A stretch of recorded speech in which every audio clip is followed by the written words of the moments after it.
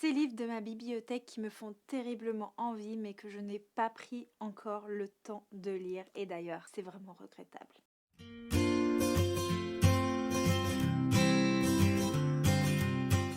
Hello maître et érudit de la citadelle, c'est Johanna, je suis ravie de vous retrouver aujourd'hui pour une nouvelle vidéo où je vais vous montrer quelques livres qui sont dans ma bibliothèque qui me font vraiment, mais vraiment envie avec une hype et cette impatience incroyable mais que je n'ai toujours pas pris le temps de découvrir tout simplement parce que entre les nouvelles parutions, les services de presse, les lectures communes, je me disperse un petit peu. Avant d'aller plus loin, n'hésitez pas à lâcher un petit like et à vous abonner si ce n'est pas déjà fait pour soutenir la chaîne et pourquoi pas mettre un petit commentaire et si vous ne savez pas quoi dire, une petite pile de livres en emoji, c'est toujours agréable. On va commencer avec Rouge de Pascaline Nolo, publié chez Pocket, qui m'avait été envoyé par l'éditrice justement parce que je lui avais dit qu'après la Guilde des Ombres j'étais en PLS et je ne savais pas vers quoi me tourner et elle m'avait dit je t'envoie une petite sélection de livres qui à mon avis pourrait te plaire et celui-ci en faisait partie et je sais qu'on est vraiment dans une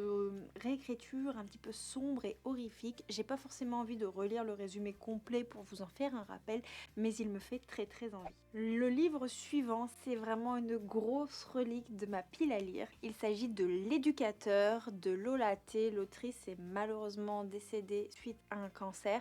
Et là, on est dans quelque chose d'un peu gothique. On est en 1851. On nous dit que Marie quitte l'enceinte d'un orphelinat et elle va aller vivre chez le comte John de Kett, qui est l'éducateur du comté d'Ombrage, qui l'a sélectionné avec une autre jeune femme pour devenir l'épouse du duc MacArthur. Et on est dans un monde assez vampirique, assez glauque, voilà. Et on en parle de cette petite illustration. Je suis sûre que vous avez reconnu le talent de Nicolas Jamono, puisque franchement, à chaque fois qu'il fait des couvertures, elles sont absolument magnifiques. Le livre suivant, il est sorti en poche cette année et c'est un cadeau d'une abonnée de la chaîne que je remercie énormément, qui m'a dit que ça avait été un énorme coup de cœur pour elle. Il s'agit de Survivante de Sonia SK, Campus Killer Story. Sonia SK, je l'ai lu plusieurs fois en romance et à chaque fois ce sont des romances qui me prennent aux tripes, des romances pas forcément dark mais qui sont sombres et qui font appel à vos émotions. Et là on est avec des étudiants qui ont été confrontés à un tueur sur le campus et forcément on ne se remet pas de ce genre de choses comme cela. Je pense que ça va être une lecture très dure émotionnellement et c'est peut-être pour ça que j'ai peut-être du mal à me dire je vais le lire parce qu'il faut que le mood au niveau du moral soit là au moment voulu. Dernière romance avant de vous présenter 3 fantaisies qui me font terriblement envie dans ma bibliothèque. J'ai fait le choix de restreindre la liste de livres qui me font terriblement envie parce que le but de ces vidéos du mois de décembre c'est qu'elles restent quand même assez courtes pour que je puisse avoir le temps de vous les tourner, de vous les filmer. Je n'ai malheureusement pas le temps de faire des vidéos longues ou des vlogmas, cela ne s'intègre pas avec mon quotidien, surtout au niveau professionnel au mois de décembre qui est hyper chargé. Voilà, dans l'onglerie c'est vraiment la plus grosse période de l'année, donc au niveau des vlogmas j'aurais pas pu vous faire du contenu, mais le livre dont je vous parle, il s'agit du tome 2 de Rebel University de Alfreda Envy et Alicia Garnier. L'année dernière j'avais lu le tome 1 qui avait été un gros coup de cœur et je n'ai pas pris le temps de lire ce tome 2 que j'avais acheté à sa sortie et qui me tentait vraiment beaucoup. Si je n'ai pas pris le temps, c'est parce que je m'étais laissée submerger par les services de presse et tout ça. Ça sera le sujet d'une autre vidéo. Et de ce fait, je regrette vraiment et j'espère le sortir de ma pile à lire très prochainement.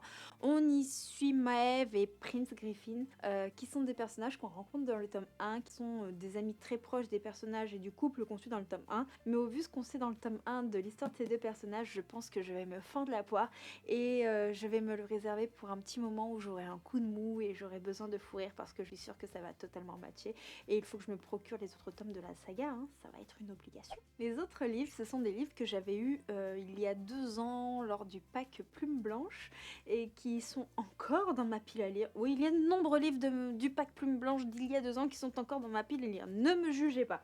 Il y a tout d'abord À jamais de Fanny André et il y a une petite phrase là, il ne peut vivre sans elle, elle mourra sans lui.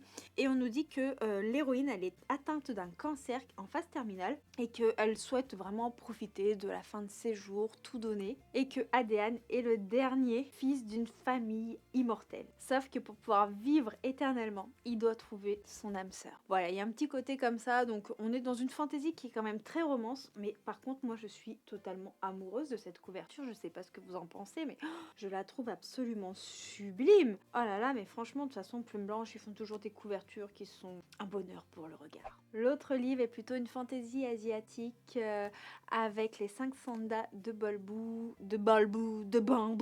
pardon, de Eliane Jolms.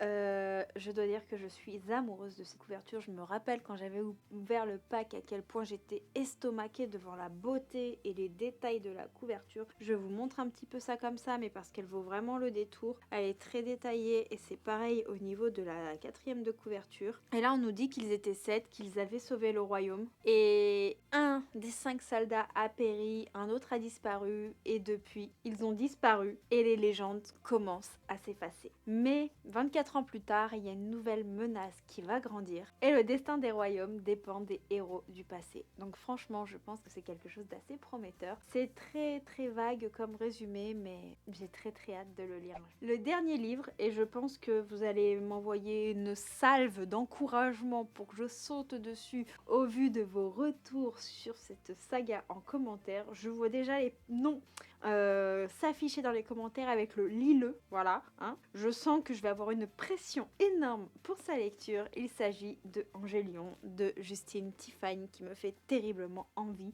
Et de ce fait, comme je sais que c'est un livre qui vous hype beaucoup, je vais m'abstenir de vous faire un résumé qui risque d'être totalement foireux et de m'éviter des jetés de bananes. Voilà. Pourquoi je dis des jetés de bananes? Je sais pas, je me crois dans Mario Kart peut-être.